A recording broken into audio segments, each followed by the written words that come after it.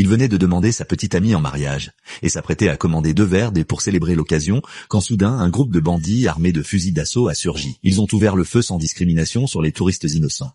Rap a été touché à la cuisse par une balle, mais il a continué à ramper désespérément vers sa fiancée. Elle aussi le cherchait parmi la foule. L'instant d'après, la faux de la mort s'est abattue sur cette jeune femme innocente.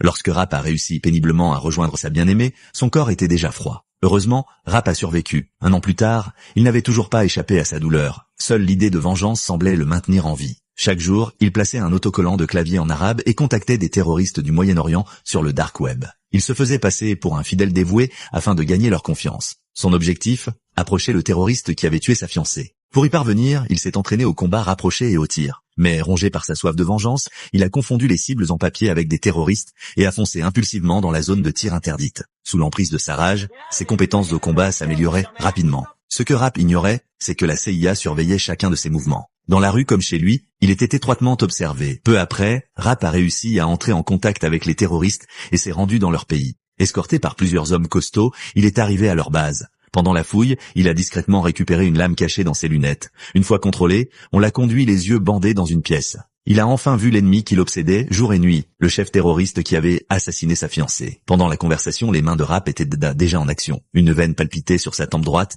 Dès qu'il serait libéré, il bondirait. Mais soudain, des coups de feu ont brisé tous ses plans. Après la confusion, Rap a découvert que le chef gisait mort devant lui. Il était profondément frustré.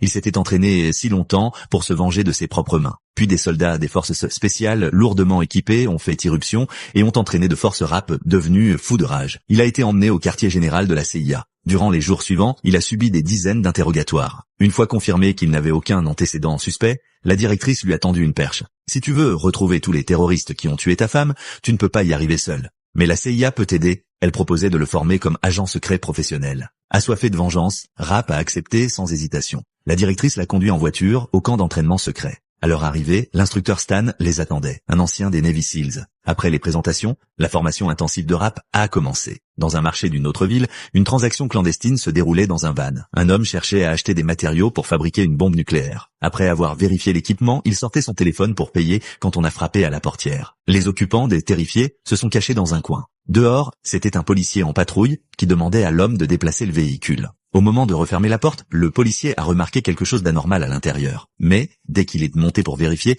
l'homme a sorti un pistolet et a abattu tous les occupants du van, y compris les vendeurs. Puis, il s'est enfui avec le combustible et a disparu dans la foule. Au camp d'entraînement, Stan a vu cette actualité qui venait de se produire. En apercevant la silhouette de l'homme, il s'est figé instantanément. Cet homme lui était trop familier. Il s'est précipité à la CIA et a montré la photo à la directrice.